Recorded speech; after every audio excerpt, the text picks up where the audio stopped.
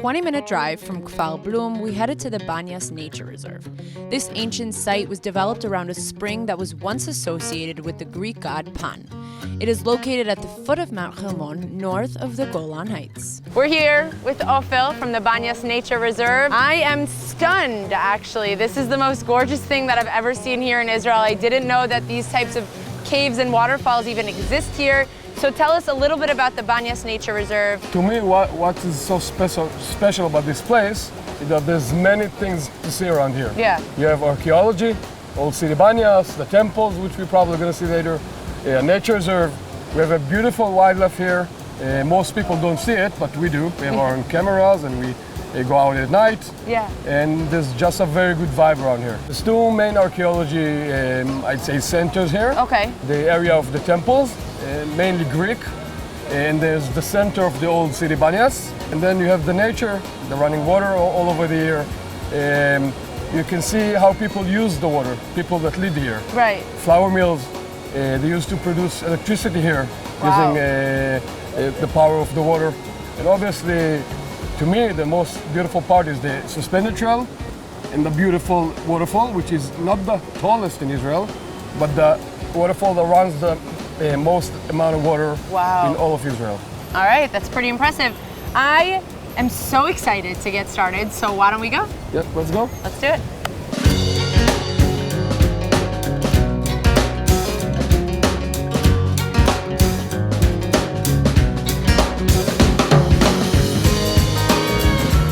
We're heading over to a very large complex that shows the remains of the temple and courtyards that were dedicated to the worship of Pan, which dated back to the beginning of the Common Era.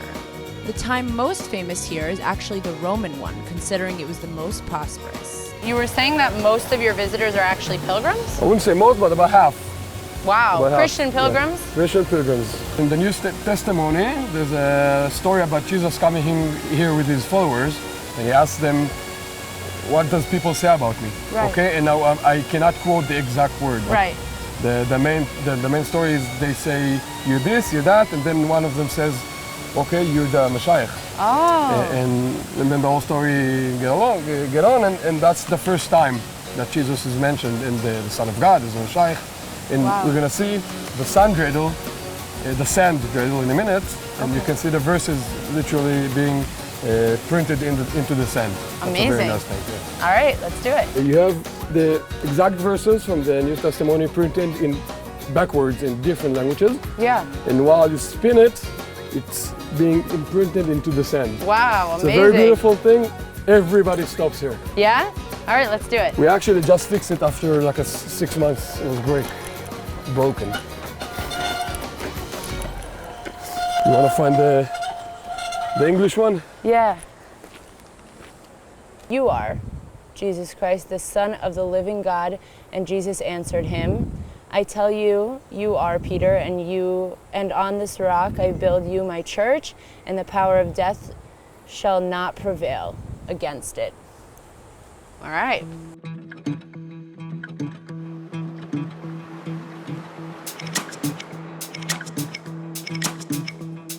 Just happened that we have a nice archaeology site. They don't come for the archaeology, that's a bonus, right?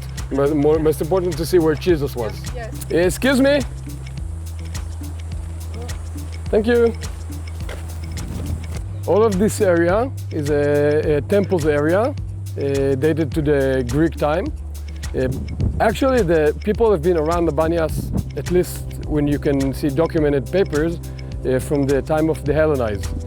But the biggest, most impressive period of time in which people lived here is the Roman. They built all these temples, and they built a very, very big, beautiful city. And this is the area which has like 5, 6 big temples. The main theme would be Pan, which was the god of shepherds, god of forest. You feel like you're 2,000 years back in time. This site was originally named Banias after the Greek god Pan, but since there's no P sound in Arabic, the village that grew up around the spring came to be called Banias.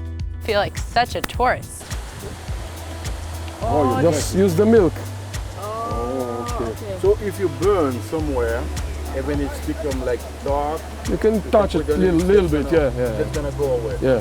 Oh wow. It's maybe not gonna go away, but it's gonna help. Okay. It's heal or take away the color. The color. No, it's gonna heal.